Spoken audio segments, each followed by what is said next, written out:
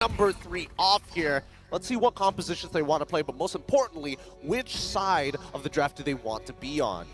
Alright, let's see what it's going to be here, ladies and gentlemen. Why not, right? The Valentina is kind of flexible, just not in the role sort of sense, right? It keeps the draft very open.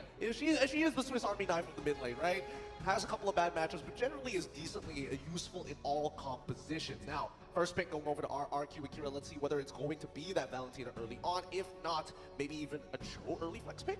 Well, Insilio did finally let go of the Alpha as well. They banned out the Hayabusa instead, but it's not really first pick material. If we're going to see it, it's going to be in that second phase for RQ. It is the Valentina start though.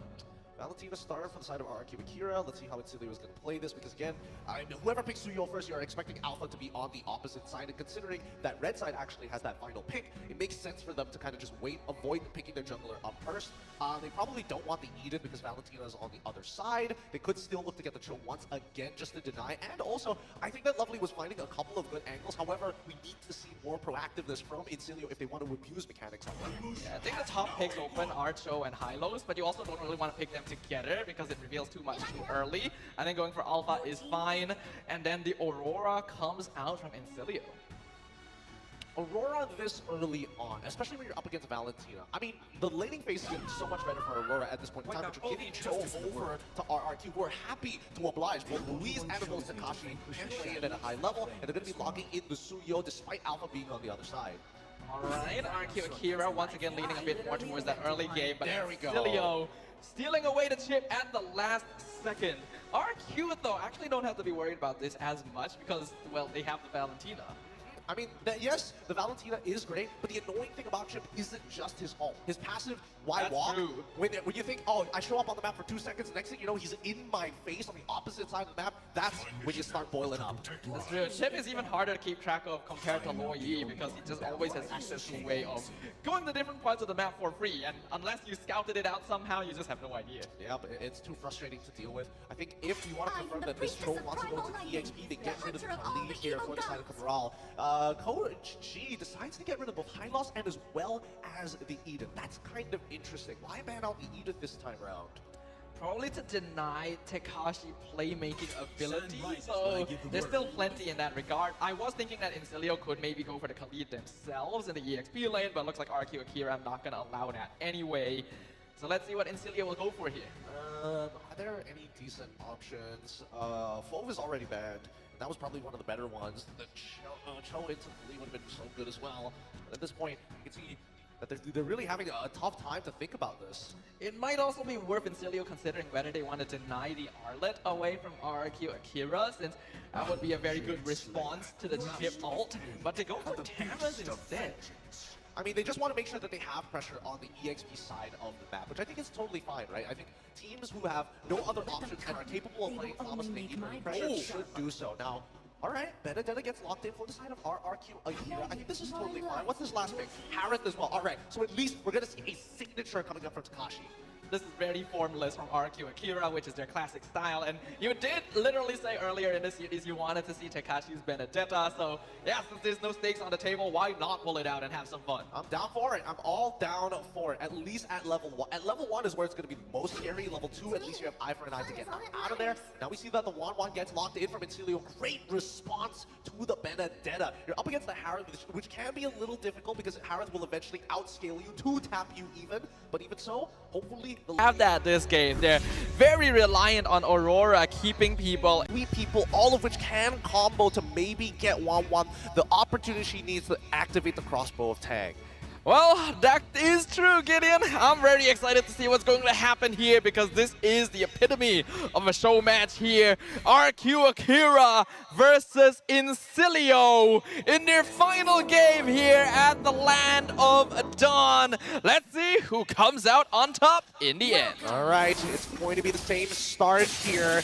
RQ Akira going to be starting on their orange buff on the blue side of the map. Insilio's Justinian going to be starting on the purple buff on the red side of the map. They're going to be ending up towards the gold side as expected here, but now without the Jawhead, the curious thing is, are they going to keep up with the same pathway? Is it going to be a double buff into an instant invade for Justinian, or is it going to be a full clear? Well, it's a little bit more difficult to do that when you have something like a chip. Yes, he can be on the map at any time, but he doesn't have the same amount of annoying pressure that something like Matilda would have. So Kakashi doing a great job of trading against Maniac so far. Oh no, he was doing so well until the very end where he got hit by the empowered auto. Oh, sorry, not the empowered auto, but the molten explosion there. But at this point, looking towards the top side, I'm specifically looking at Lovely. You don't know when he's going to gank. And speaking of, he ganks right now. Does a great deal of damage with that concussive blast, already forcing the recall. And Blaze Surge not lucky enough to land on him. Okay, he still has access to his don't walk here, so he's looking for critical moments. He could be potentially set up a dive on the bottom side of the map, and Louise just making sure great coverage here from RRQ Akira. Already some harassment towards Sagan as well to unlock Reaper from the lane and start rotating down. So the Litho will scout them out. Blade Surge going to miss. The Spear of Alpha not going to be able to connect on King. Louise not quite level 4, but still going to get the two-man Jikundo knockup at Justinian and Lovely. Maniac has to jump into the turtle pit away to safety as well, but no death here. A really awkward time to fight here. Oh man, if Justinian was able to connect the Spear of Alpha, it could have been a different story. But at this point, whoever is low needs to hit their level 4, maybe even look for a recall here, but the regeneration is actually enough to get them into a pretty healthy state. So no resets just yet for Insilio. And Justinian does clear his buff a little bit quicker, so instantly rotates over to blitz down the turtle with Lovely providing scouting. Louise will catch it out, but it's a bit too late to respond, so the first objective goes to Insilio. Yeah, but totally okay here. Lovely has his ult, quickly heads on up to the top side of the map. He knows Gusta Lagusta doesn't have Flicker. Lovely wants to go for it, has his ultimate, but not gonna full commit. Gusta Lagusta is actually far away enough in his lane that he's pretty safe. For now, early proxy coming in from Takashi. I mean, Lovely, he's going to keep hovering around this area of the map. He is forcing RRQ Akira to move away from this side, and at least for RRQ Akira, their response is correct, right? Push out that mid lane, make sure that Insilio can't walk back for free.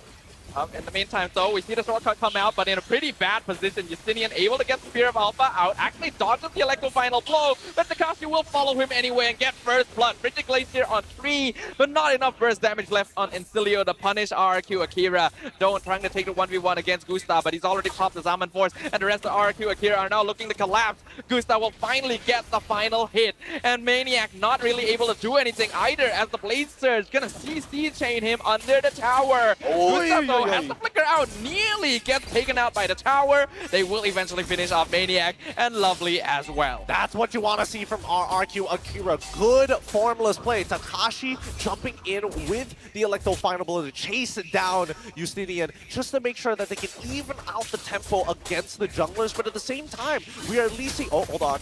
Louise may be a bit overextended here. The Way of the Dragon defensively, not going to save him from the Alpha. A little sad, all right, but not the end of the world just yet. RRQ Akira is still at a 2.1k lead against their opponents, and now I'm expecting at least an EXP lead for King eventually, because he's going to be having a full clear from bot all the way to top side. But just look at how active Takashi is being. A Tamas is usually meant to keep their opponent in lane, but a Benedetta, just how are you going to do that? Takashi getting to play the meta that he is way more comfortable with. Yeah, look at him. Look at him already holding that priority. He doesn't mind losing a bit of gold down on the bot side of the map. He knows he's not going to lose the structure at a bare minimum. Yeah, he's going to stop Lovely from coming in and getting a free shortcut. Electro Final misses on Reaper, but keeps him locked down in the corner, so he's not able to walk out either. Insilio going to contest the turtle, but not able to steal it away as King secures it. Spear of Alpha lands on Louise, but he shouldn't close back out. Lovely actually gets pulled too far forward, and now that's a killing spree on Gusta Lagusta as he finishes off Maniac. Takashi following up with a kill onto the chip, and Reaper almost getting sniped by the ult from King. Still alive though.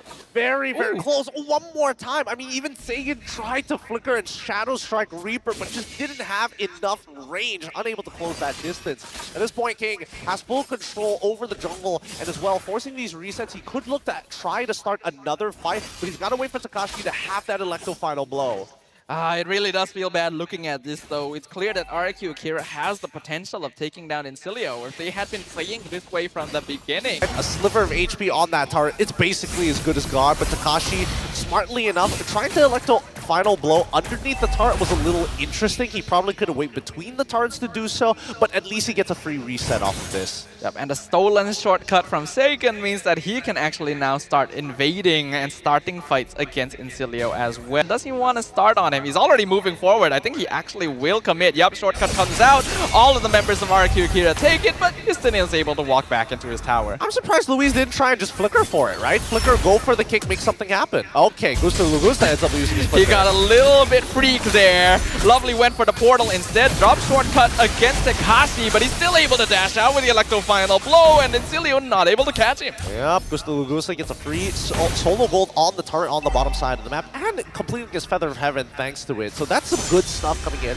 from RQ Akira. Very nicely done. Just make sure that if you're going to put somebody on the map, make sure it's Takashi.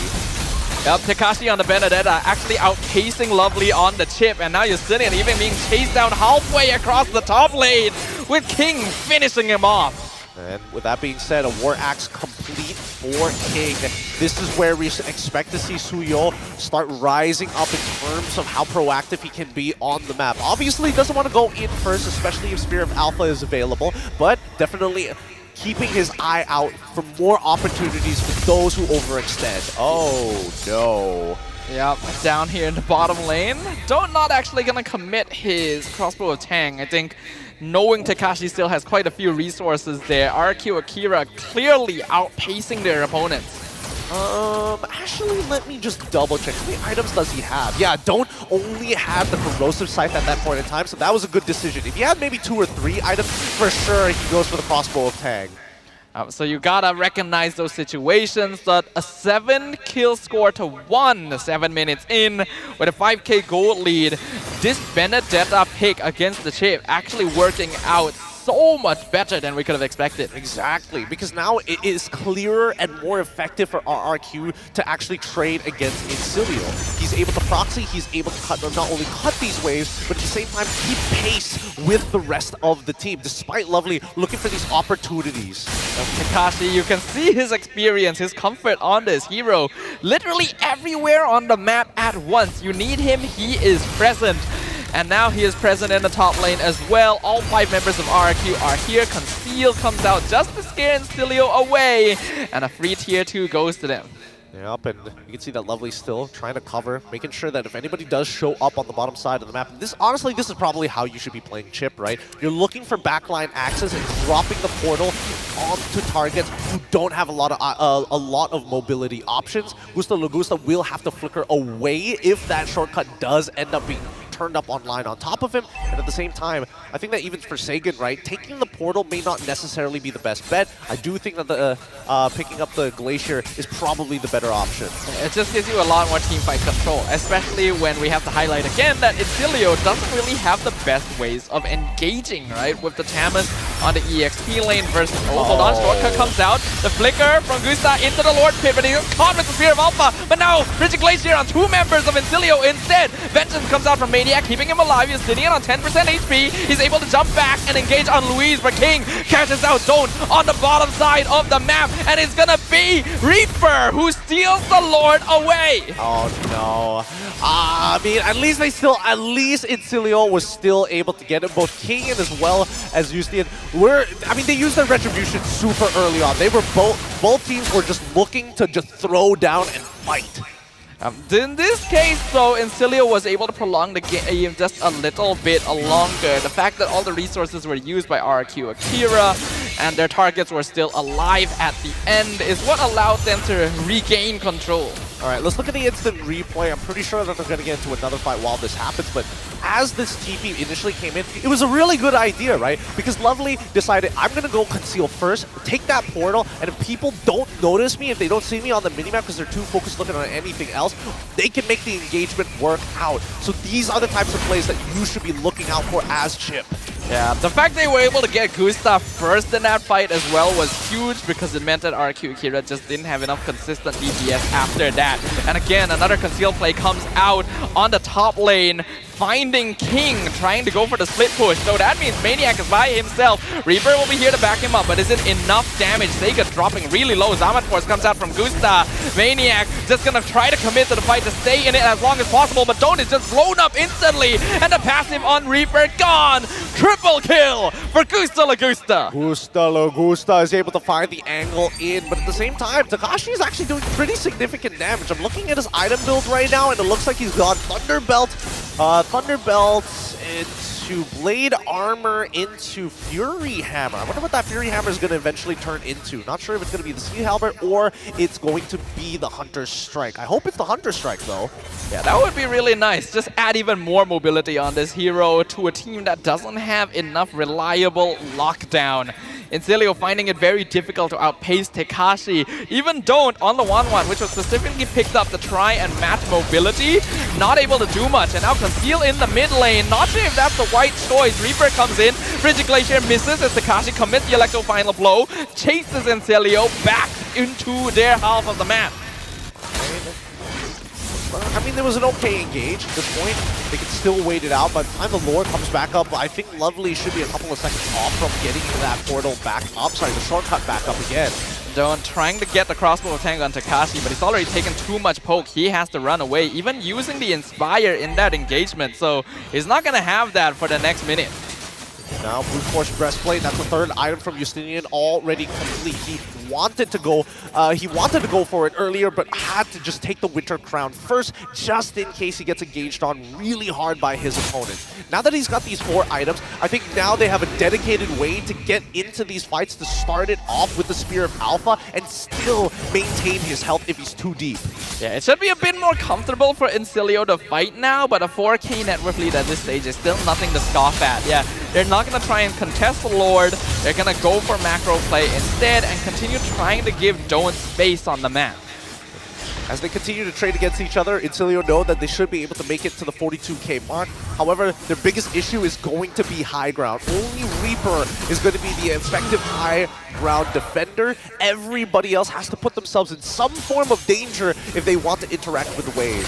And RQ Akira knows this. The Electro Final Blow can be used in a similar way to Glorious Pathway. They just split up the map and segregate frontliners from the rest of Insilio. And speaking of, Maniac taking half his damage already. Lord crashing in mid lane. Inhibitor should fall straight away to Gusta Lagusta. Don't also on half HP, has to back off the regen. We're gonna see Justinian pull the Lord away to make sure it doesn't crash onto the crystal, but RQ Akira still sticking around, looking for an opening while setting up timing for Takashi to maybe get a split push in. Minion wave, unfortunately not here though. Insilio still gonna be able to hold against this next minion wave as well, so they'll live for now. Yeah, but as the next waves are starting to come on in, let's see. Are they going to go to the bottom one or the top one? Oh! RQ still looking for the engage, potentially. Takashi with the Electro Final Blow splits the fight in half. Maniac is segregated, but not quite enough for RQ to engage on, so they'll immediately back it off. A flicker, Frigid Glacier finds one, that's King! Maniac finishes him off. Alright, at least Maniac was able to finish him off. The Hailstorm ends up just being a little off-keter. Lovely's not behind it. them. Oh. He's looking for Sagan. Goes in, pops the shortcut. Do they want to take it? Insilio goes for the team fight. Lovely dropping very low to Way of the Dragon. Finds one. That's going to be Maniac. Uses the Winter Crown. Justinian still surviving as Maniac takes the attention of Gusta Lagusta. Not enough though. Mega kill for the Harif. But he has to dash away from Tamas as well. While Lovely in a 1v1 against Takashi. Maniac actually doing a lot of work, keeping Reaper alive by distracting the rest of the team. Unfortunately, his time is done. And RQ Akira keeps up the assault. And they're going to keep on pushing all the way up to the crystal here against Insilio. Members are getting low. Ooh! Luis loses immortality. Don't and Reaper still have pretty okay wave clear here. Luis on one hit, but Don't knows he cannot chase him. Safer not to at this point. The team members coming up. Justinian in 4, Maniac in 12, Lovely in 5. Frigid Glacier stolen. It lands on Reaper and the crystal is exposed. Don't taken out by Tekashi. And RRQ Akira finds a semblance of vengeance, taking game 3 and the series against Insilio. And they close this series out in fluid fashion. fashion here, showing a couple of their signatures and really coming back into form. The formless side of them. You don't know when the engagement is going to happen, and when the opportunity presents itself, it's already too late. And it's unfortunately too late for RQ Akira as well. Despite taking the victory, we've already set the stage. A single game is all Insilio needed to qualify to the wildcard finals, and that is what they got. But hopefully this loss will demonstrate to them that they will need to work very... Kind of pulled a bit of a short end here because Takashi was unlocked so early on from his lane that he was often dueling him instead of the slower frontliners that he'd want to target. Yeah, and which is why he went straight for the blade armor as his second item, if I'm not correct, if I'm not mistaken. I believe so. He went for Thunderbelt, then he went for Fury Hammer, and then he just left the Fury Hammer as the component for the extra damage and picked up the blade armor just to make sure. Oh, auto attack me all you like, don't. It's not gonna matter until you get the Malefic Gun or a Malefic Roar. Takashi was assigned to keep an eye on Don't for the entire game, but he also went above and beyond and did everyone else's job on the map at the same time.